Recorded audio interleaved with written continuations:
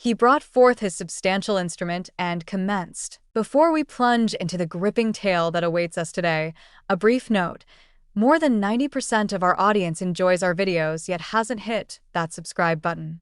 If this content resonates with you, take a moment to click that subscribe button and activate notifications to stay updated with every new post. If this tale captivates you, be sure to show your appreciation by liking the video. It truly makes a difference for us. Rachel here, and I have shared over 14 years of marriage with my husband, Greg. Our paths crossed in college, a tale often recounted at reunions, evoking warm smiles and nostalgic reflections. In those days, he exuded charm, possessed a sharp wit, harbored grand ambitions, and seemed unwaveringly confident in his direction. I was the more reserved individual, intent, gentle in speech, inclined towards a sense of steadiness. We complemented one another in ways that felt right in that moment. We tied the knot in our youth, perhaps a touch too early. I was merely 23, while Greg was 25. In those formative years, we navigated a landscape of rented apartments, student loans, ramen dinners, and the occasional squabble over the dishes that needed washing. Yet, amidst it all, we cherished one another, or so I believed. As we approached our mid-30s, the landscape of our lives had transformed. Greg had forged a prosperous path in the world of finance, while I had chosen to pause my own journey to nurture our two children, Ava and Ben. Initially, I found myself at ease with that decision. I convinced myself that being present for the children was a noble endeavor, that my unwavering presence in their lives held greater value than any salary could offer. Yet, gradually and almost imperceptibly, I began to lose fragments of my essence. The days started to meld seamlessly into one another. In the quiet of early mornings, the ritual of packing lunches unfolds, followed by the familiar routine of school drop-offs. Grocery lists are crafted with care, meal preps become a necessity, and late nights stretch on, filled with the echoes of a busy day. Amidst the whirlwind of Greg's business trips and the relentless cadence of board meetings, our conversations drifted away from the things that truly mattered. Dialogues evolved into progress reports. Embraces evolved into rituals. The warmth of intimacy waned, supplanted by the practicalities of family existence. I couldn't hold him solely responsible. We allowed the space between us to expand. Yet, what pained me the most was the profound sense of being overlooked. Then, in the spring of last year, a transformation commenced. It was at that moment that Ethan returned to the house next door. He had spent his childhood just 2 houses away, the sole offspring of the Learys, who had been our neighbors for many years. Ethan came to mind as a lively, spirited child, perpetually dribbling a soccer ball or cycling alongside a group of other boys. Upon reaching the age of 18, he departed for college in California, and for years, his presence became a distant echo in our lives. However, following the death of his mother, he returned at the age of 23, newly graduated and tending to his father, whose health was failing. When I first laid eyes on him once more, he was busy unloading boxes from a U-Haul. As I was pruning the hedges in the front yard, there was a fleeting moment when I failed to recognize him. He stood tall, with broad shoulders, exuding that effortless confidence that often accompanies youth in their 20s. His lips curled into a smile upon catching sight of me. "Mrs. Owens?" he inquired. I chuckled softly. "You must refrain from addressing me in that manner. It makes me sound ancient," he said with a grin. "Apologies. Rachel, then?" That was the beginning. A mere smile, a name, a rekindling of familiarity. In the days that ensued, our paths would cross frequently. He would tend to the lawn for his father, take their dog for walks, and occasionally sit on the porch, engrossed in a book or chatting on the phone. We exchanged the customary niceties that neighbors often do, discussing the weather, sharing news, and voicing a mutual grievance about the delays in garbage collection. Nothing out of the ordinary. It was during the height of summer that our dialogues began to stretch into the evening. One particular afternoon found me grappling with a malfunctioning sprinkler head in the backyard. Greg was absent, as he often was, and I hesitated to summon a plumber for what seemed like a trivial issue. Ethan spotted him from his porch and approached. "Need help?" he offered. After a moment of uncertainty, I gave a slight nod. It's quite the ordeal. I've been grappling with this for 20 minutes now. He knelt beside me, his hands deftly manipulating the pipe. I observed him, captivated by his concentration, his patience, and a hint of amusement at my vexation. In mere moments, the sprinkler coughed and sprang back to life. "There," he remarked, wiping the soil from his hands. "Not so hard." "Easy for you to say," I chuckled. In that instant, a shift occurred. It lacked the flair of drama or the clarity of the obvious, yet I sensed it deeply. A delicate change in the atmosphere whenever he entered the room. He would wave as he spotted me tending to the garden, lingering a moment longer in our conversations, inquiring about my well-being with a sincerity that transcended mere pleasantries. And I discovered that my response was driven by more than mere politeness. There was an underlying force at play. Something I was unprepared to label. Anticipation grew within me at the thought of our next encounter. Whenever I baked, I would always make sure to bring some extra for him and his father. As I strolled outside, my eyes would drift toward their porch, hoping to catch a glimpse of him. It lacked any semblance of romance. Not at this moment. I reassured myself that it wasn't. It was a blend of focus and compassion. Someone recognizing my worth beyond my contributions to others. Then, one fateful afternoon in late August, an event occurred that shifted the balance. The sun blazed overhead, casting a warm glow as the children gathered at a friend's abode. As I lounged on the porch, sipping iced tea and engrossed in my book, Ethan approached, a folder clutched in his hand. "Greetings," he remarked. "Would you mind if I tapped into your thoughts on a particular matter?" He shared that he was in the process of applying to graduate schools and sought feedback on his personal statement. I felt a warm sense of appreciation. He recalled that I once taught English before I decided to stay home. We lingered for more than an hour, delving into his essay, aspirations, and dreams. He absorbed every word, posed thoughtful inquiries, and restored my sense of significance. After a moment, he reclined slightly and remarked, "You ought to continue this, Rachel. Instructing, I mean. You're too smart to not be out there." I glanced at him, taken aback. "It's been years. I wouldn't even know where to start." "Well, you'd excel at it. That's obvious." It wasn't merely the words themselves, it was the manner in which he uttered them, sincere and unguarded, as if he perceived something within me that I had long since buried. That night, sleep eluded me. His voice echoed in my mind, and I recalled the way he gazed at me, not with pity, nor with mere politeness, but with a deep, authentic admiration. It awakened something within me that I had long kept hidden. In the weeks that followed, our paths crossed more frequently. He would drop by with his dog in tow, inquire about my garden's progress, and present me with a book he believed would capture my interest.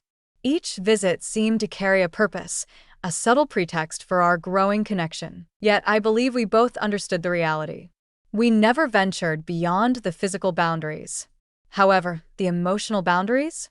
They faded more swiftly than I was ready to accept. One evening, as we lingered in my backyard, the sun dipping below the horizon, he spoke softly, "You seem lonely sometimes." I found myself at a loss for words. I longed to reject the truth, to feign that all was well. Yet I found myself unable to do so, not alongside him. At times, I conceded.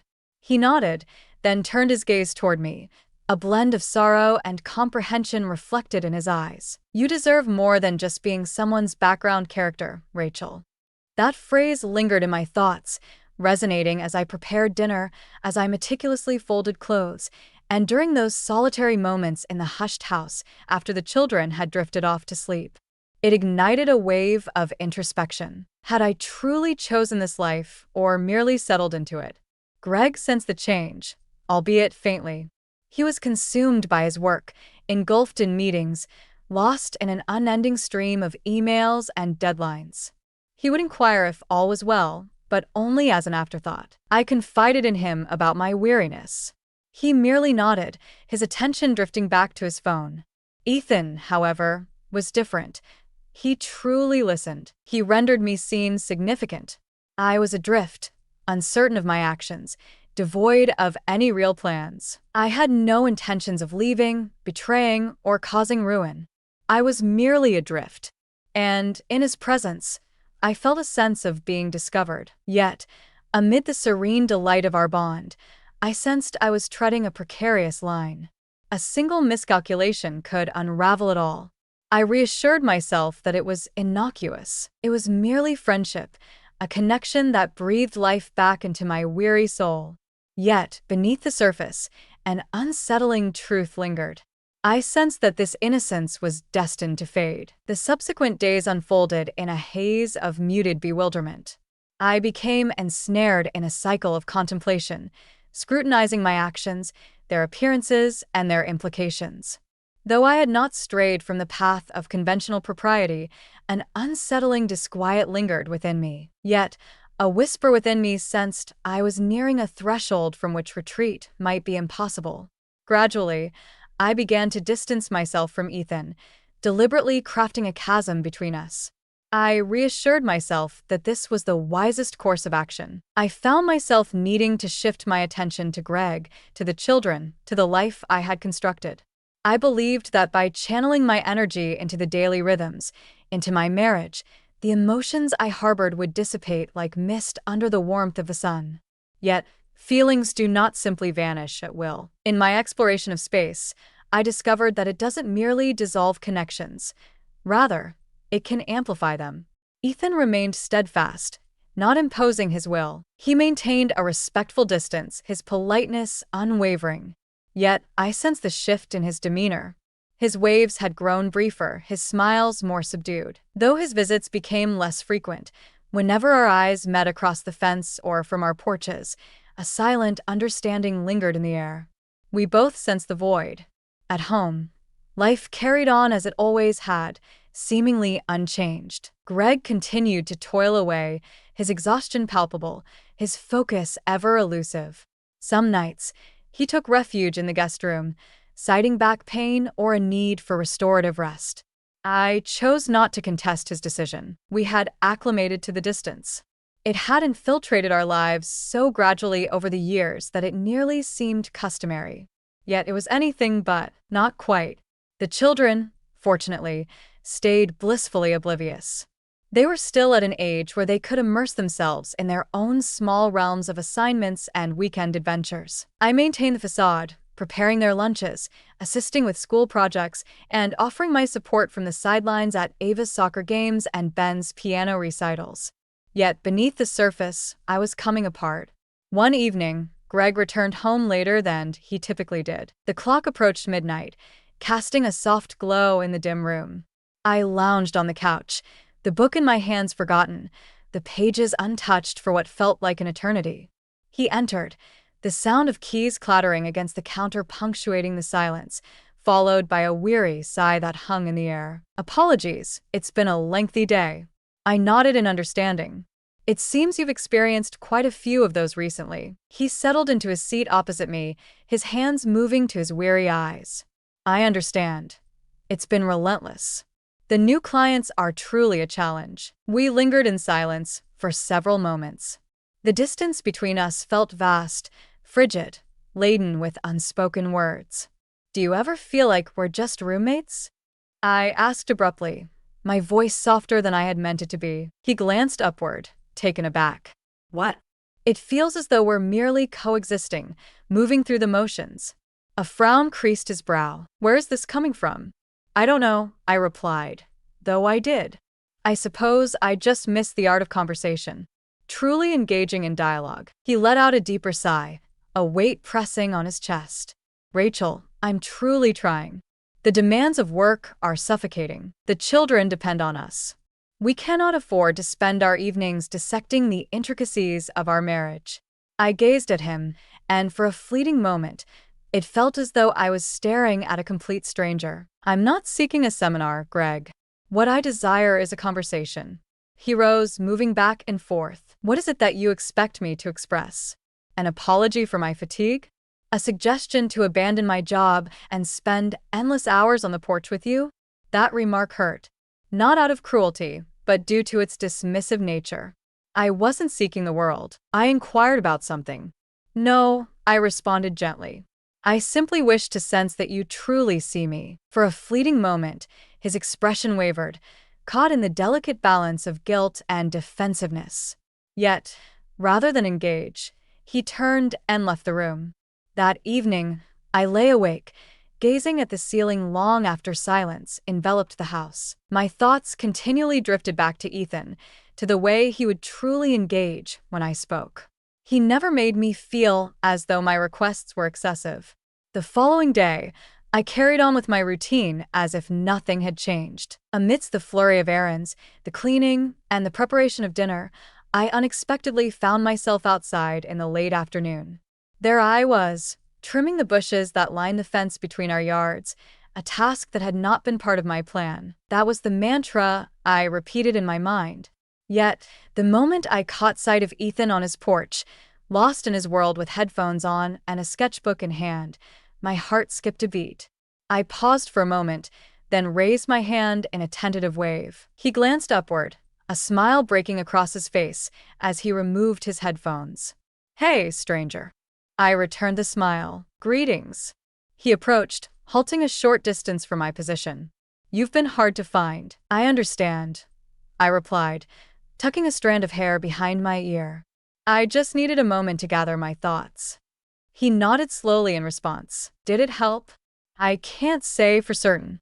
A lengthy silence lingered, not awkward, but brimming with unvoiced thoughts. "Would you like to take a walk?" he inquired abruptly. "Just around the corner, nothing too significant." I paused for a moment, then gave a nod. All right. We strolled in silence initially, the autumn air sharp and the sky adorned with the soft colors of early evening.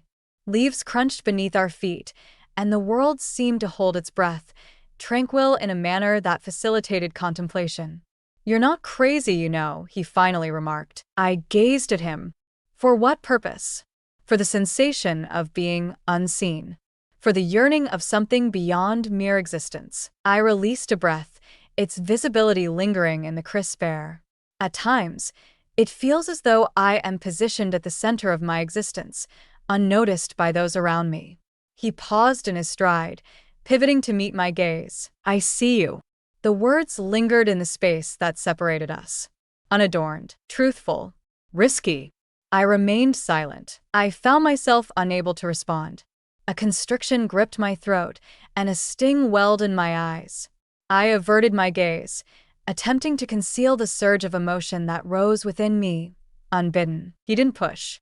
He simply stood there beside me, quietly, offering something I hadn't experienced in years. Presence. That night, I perched on the edge of my bed, tears streaming down my face. It wasn't due to any wrongdoing on my part, but rather the painful awareness of my heart's wandering path, one I felt powerless to redirect.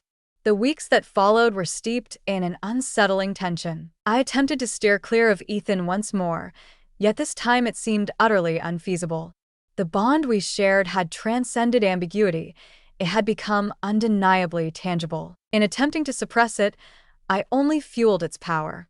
He never uttered a word out of line, never laid a hand on me, yet everything between us seemed like a delicate thread pulled taut, poised to break.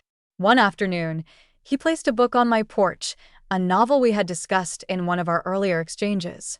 Inside, there was a note. "In moments when the cacophony of life becomes overwhelming, one finds solace in silence."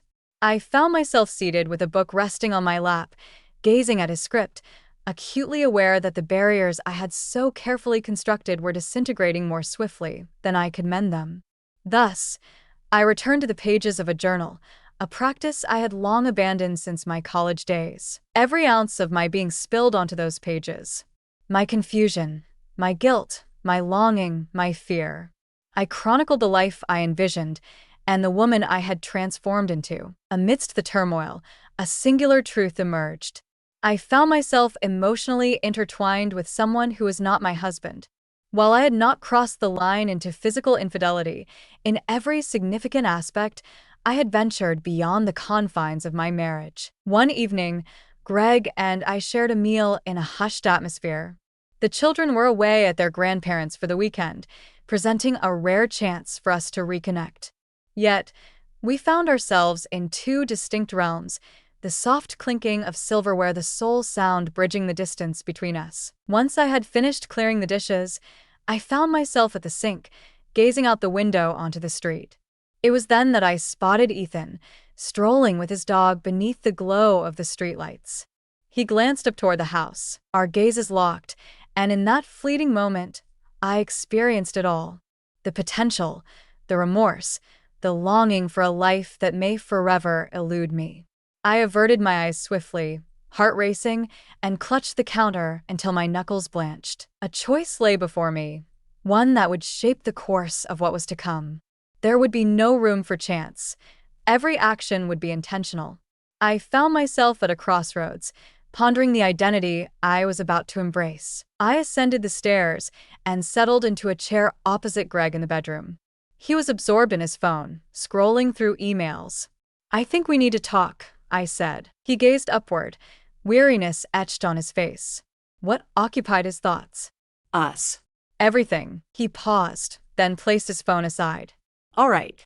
I parted my lips to say something, yet the words eluded me for a moment. There was an overwhelming abundance, an excess of time, an excess of silence, an excess of everything that had accumulated between us. I finally confessed, "I don't feel like I'm truly living. Instead, I feel as though I'm merely surviving, moving through the motions, and I don't believe I can endure it any longer." He gazed at me, a flicker of doubt in his eyes. "Are you suggesting that you wish to depart?" "I'm not sure," I replied candidly. "What I mean is that something must shift." He leaned back, exhaling gently. "You're not content." "No," I confessed, "and I doubt you are as well." The dialogue concluded, without conflict. There were no accusations, no slamming of doors. Two souls stood in silence, their gaze fixed on the void that lay between them, a realization dawning that it was indeed there. Aiden remained unspoken, for the moment. That would come in due time. At this moment, I had to delve into my own understanding before attempting to articulate it to others. Yet, one truth was undeniable. This tale, in its evolving form, had not reached its conclusion. Not just yet. The ensuing days were steeped in contemplation. I withdrew from both Greg and Aiden, not from resentment, but from a need for clarity. I found solace in solitude, wandering through the stillness of early mornings, seeking refuge in the hushed corners of the library, pouring my thoughts into my journal. For the first time in years, I confronted my own reflection with brutal honesty. I acknowledged the loneliness that had seeped into my life, the way the silence in my marriage had carved out a void within me. I recognized that Aiden had become a mirror, revealing the emptiness I felt, yet he was not the solution to all my questions. On a tranquil afternoon, I rapped softly on Aiden's door. His expression was one of surprise, yet he remained silent as I offered him a neatly folded letter. "Please read it later," I urged softly. "I require solitude to reconstruct my essence, not relying on others, but through my own efforts." Subsequently, I departed. Later that evening, Greg and I found ourselves seated at the kitchen table. I revealed the truth to him, omitting some details, but sharing enough. He absorbed my words. For once, he genuinely listened. For the first time in ages, we engaged in conversation. Not as mere acquaintances, but as two individuals contemplating the possibility of reconstructing a future together, if such a thing were even feasible. I did not select Aiden. I embraced healing. In that journey, I rediscovered who I truly am.